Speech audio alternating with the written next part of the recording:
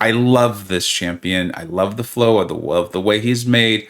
All of the things you're doing are beneficial to you. Hey, welcome back to the channel. All right, Hulkling is coming to our game. Pretty pumped up and excited for this guy. Thanks to the CCP program, I've had early access and lots of time to play him and go over a tremendous amount of things. And a new series I'm calling The Essentials. These are things I think you want to know if you're deciding, am I going to open up some cav crystals? I never think those are a good idea. Or arena, or should I save for that 6-star featured crystal? And then when you pull him, why are you excited? How are you ranking him up? How are you going to use him? We're going to cover a ton of stuff, including his damage, recoil friendly, signature ability, how to fight, because he is kind of a tough defender. Things that make me wonder, like things that seem accessible or maybe like important to later in this game, or things that might be coming, synergies, and then final conclusions, and where I'm going to be placing him. I believe where I'm going to be placing him in the next month's tier list rankings for both general and battlegrounds, and where I could see him end up ranking. Gonna have a lot of fun with that. There are timestamps in the description if you feel like jumping around. Let's get to this. All right, we're gonna use this first fight here against Deadpool, 220,000 health, and I will do my best to list all of the reasons why I think you would want him on your account while he absolutely destroys this Deadpool. We're gonna jump straight into this. So, first of all, he has easily accessible buffs, being the Pierce, Unblockable, Aptitude, plus a Fury off of the SP2. The Pierce provides armor and block penetration. There's also that passive shape-shifting charge. You see that in the upper left-hand corner. It builds when he's not striking, and he uses it like a currency to create his buffs. You'll see when we actually hit Deadpool's block there, we're gaining the Pierce. You've done that 4 to 5 times. We go unblockable. And when you throw your special, when you're unblockable, there's an extra benefit to it. The SP1, it pauses those buffs that we're receiving. And then the SP2, if you're unblockable when you throw it, you will get those massive furies. You'll get 2 of them. Watch, we'll see that right here. I've landed the heavy to land the debuff that makes the defender go passive. We then are able to hit into his block, getting enough of those pierces that causes us to then go unblockable and then get the 2 big furies off of it. You're seeing all this massive damage. This is also all on top of him having dual immunities to poison and shock. And then, of course, immunities to all of those power manipulations like Drain, Burn, and Steal, making him really tough to fight, even with Mystics, who normally have an advantage against Cosmics. All right, now we're going to do like a pure damage and also what I like to call flow, meaning how well the abilities fit together, and do they just kind of come up as you're playing the champion. In case it's not clear, he is fantastic at this. Keep in mind, this is going to be a 317,000 health Venom the Duck. We're not running recoil, no boost, anything like that. You're just going to see us go in and absolutely destroy this champion. Now, one of the things I really love about the flow on him is in fight number 1, you saw me throw the SP1 while it was unblockable, which allowed our shapeshift charges to basically accumulate at an increased rate that really helped out a lot in getting all of our buffs. In this fight, I'm not going to do that. I'm going to get all the way to the SP2. You see we're going to go unblockable. I'm going to hit into Venom the Duck's block there enough times. You get enough of those Pierce charges, you will go unblockable. It's coming up. Actually, I'm going to land the heavy, which lands the Intimidate debuff, getting the defender to be more defensive.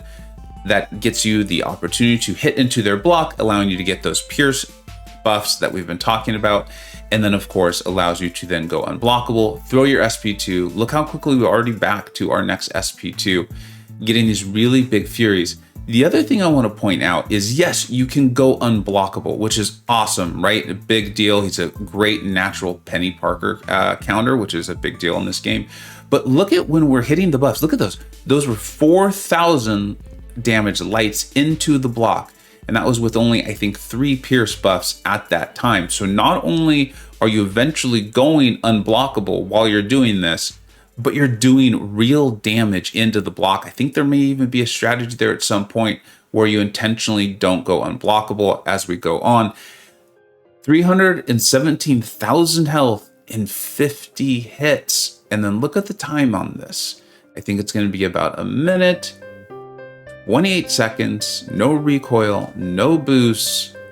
Venom the Duck just absolutely flattened. And then keep in mind all of the utility that I already mentioned, meaning when you go into fights that have power manipulation or require shock or poison immunities, he's gonna handle it for you, plus all the damage through the block. you need to go unblockable, he can do it. And then last, there are other buffs you can get, like the bulwark that we saw there. Not only are they helpful because it's helping you take less damage on the block, but you also gain 7% of a bar of power when a shapeshift buff is gained. You also gain 614.75 attack for each unique buff. So for the unique ones on him, I love this champion. I love the flow of the way he's made. All of the things you're doing are beneficial to you. All right, now I know a lot of you are going to ask, is he recoil friendly? And the answer is kind of. I mean, the fact that he's poison immune, I think makes a lot of people going to really want to run them, but he's not bleed immune. I am running coagulate as high as it can go here at this point. And, you know, if you want to run him with the recoil tree masteries, I can say, yeah, it's not going to be terrible. As you can see, it is increasing his damage, but you're not going to notice that massive payoff from it. And the reason being is that the recoil tree gives you that attack bonus initially. And so much of his big damage is getting these two massive furies off the SP2 like you just saw there. Recoil masteries are not going to modify that. That fury is going to stay the same. So yes, the fight did go a little bit quicker there, but we still need to throw specials. He really wants to throw those specials so he can get those big furies. And then remember, he does have a heal, but that heal is from being hit. Again, so you're not going to just heal up while running the recoil tree. I think if you just want it for a fight or two, you're very confident in it, could go fine. He obviously is ending fights quickly, but he's not going to be healing up from, this is not Corvus, this is not Hercules, this is not Null. And then let's take a look at the question of, does he need to be awakened? Is it important? You know, everything you've already seen in this video is with him not being awakened, and he's already incredibly impressive. So we're going to show him here at Sig 1, the personal bulwark buff duration is increased by 1.5 seconds. That's obviously really nice. This is the one that really catches my eye immediately, is the personal fury buff duration is increased by 0.5 seconds. And then the armor penetration, we've talked about that for each personal buff. So we're gonna look at this at intervals of 50, so you can see, how does this scale? You know, is this like Hyperion or is this like Omega Red? Where are we? Here we're at Sig 50. You're seeing some nice increases to both of that. Sig 100, it kind of is very straight line. There's a nice curve, like to borrow the term, he's got nice curves. I think he's someone who you're extremely excited about if you have, even if they're unawakened. And then if you awaken him in every single Sig level afterwards, you're seeing a big benefit all the way up to the 3-second Fury buff duration. Here he is. I want to show that same fight against Venom the Duck with the Sig 200. And the main thing we're taking a look at here is the increases to those buffs. But for me, in your just normal straight up fights like this, it's going to be that Fury buff. Let's take a look at it. We're going to move our way to the SP2. Of course, like we've talked about, we're going to go unblockable before we do it. So there was the SP1, which is increasing the rate at which we're getting the shapeshift charges. The screen recording pops up. And then you're going to see here, I should land my heavy. Let's see, I'm pretty sure I will. There we go. Got the Intimidate on, which will allow us to hit into his block. We've now gone unblockable. And then we'll land this big SP2 with the Fury buffs. And then those Fury buffs are going to last 3 seconds longer. It doesn't sound like a lot, but you're going to see how many more hits we can get in. If we had done a better job of baiting out Venom the Duck's power there, we probably could have gone in and punished a bit more, gotten some more basic attacks or hits into the block. I think it's a really nice piece of his flow, and I'm sure you can tell by now, I don't think he needs it. I love this champion without it. It's awesome. I love SIGs like this. If you want to get him awakened, if you want to put your gem into him, go for it. And then every SIG level afterwards, you're just going to see more and more of a benefit. All right, now when you fight Hulkling, you're going to want to have a plan, and he's someone I think you're going to want to bring into Battlegrounds, not because of all the immunities and all the amazing things he can do on offense, but also because he requires a plan on defense. So many times we just want to take in Doom when we go up against these Cosmics, but there's a lot of things that have him be just a real problem for Doom, not only the immunities to power manipulation, but also to shock. In addition, when the unblockable buff or the indestructible buff are nullified, they just become passives. I want to show you this in action. Now, Doom's going to look okay because Doom is Doom, but those heals are still going on. We've got to nullify them. You see the indestructible now becoming a passive, and the heals just keep coming up every time we hit him. Of course, I'm running Mystic Dispersion 5 of 5, which I know a lot of Doom players do, so we are able to get the damage. I imagine Doom could eventually whittle him down, but if he starts to hit into your block enough, he's going to go unblockable, and even if you nullify it somehow, he's just going to turn it into a passive. Okay, so if Doom's not really a great option, who is? We're going to go over them now. My first one is Clairvoyant. If she can get the buff immunity up before either the unblockable or the indestructible comes up, they won't turn into passives, otherwise they will. But you're gonna see he has so many buffs and she's nullifying on the contact that she can get to her SP2, creates a really nice cycle. You can get the buff immunity up. And for the most part, keep it up if you're running high Mystic Dispersion, hitting him enough. Maybe you're letting him hit into your block a little bit so he's getting the bulwark, triggering your Mystic Dispersion. It's gonna be a slow fight, I think, but I do think Claire can handle him just fine. Despite what you're seeing right there, I did pretty much get his specials down. They're not that difficult. I think it's more the mechanics of fighting him that make him difficult. Hood is also another amazing option. For me, he was the most natural feeling for a couple of reasons. One, he's got that beautiful Fate Seal off of his SP2, which currently can be refreshed with a medium. Not sure that's intended, but it's been that way for a very, very long time. The other one, and other reason, is because of his miss mechanic. Being able to trigger the phase means I, for the most part, didn't have to worry about taking hits into the block and Hulkling going unblockable. You can see we've got a really nice kind of rotation that's almost naturally happening. It's like the flow I'm so excited about that Hulkling has. This matchup has great flow, and then I just keep getting pushed my SP2. I can then phase if and when I need to, and then of course we're going to phase and detonate all those hexes for a really, really nice big finish here coming up. Gonna go ahead and show it all to you. So there's the unblockable. You see though, because I didn't have the Fate Seal, it just gets turned into a passive. That's something to watch out for. I also think Guillotine might have something here with her ability to, I think it's the minus 200% regeneration rate once you get her Spectre up. And then the other just, I think, very natural counters, it makes a lot of sense, it's intuitive, is the champions that can place the neutralize. Tigra, I'm not an advanced Tigra player, but one of the things I found was taking hits in the block, really not something I wanted to do because him going unblockable wasn't great. I don't obviously have the spacing down. I'm sure some advanced Tigra players will get it much better and they'll show us how to do that. But Tigra does have the neutralize. If you can keep that up, he's not going to gain the buffs at all in the first place, which means you then do not need to worry about nullifying them. And then you're seeing the specials are not that bad to evade. And then Rintra, and then I believe Wiccan will also have neutralize too. They're just so new. Really, who has them, right? And then let's say you can't use a Mystic, or maybe you don't have any of them. It's just not the question team worked out. I do believe that some science champions who can reverse healing could work out really well. My favorite of them, at least on my initial testing, was Mr. Negative. A couple of reasons. One is that really nice Petrify off the SP2. The D-Gen, which you will not be creating a heal from, right? Because you're not having to hit him for that. And then, of course, Mr. Negative has that easy access to basically an opening to land hits with his evade counter, very similar to Elsa. All right, and then let's quickly go through the synergies. I do not believe any of these are transformative, but I do want to quickly touch on all of them. Here with Super Scroll, this is going to help you out against champions who have all this armor up. So it's solely though against the tech class, right?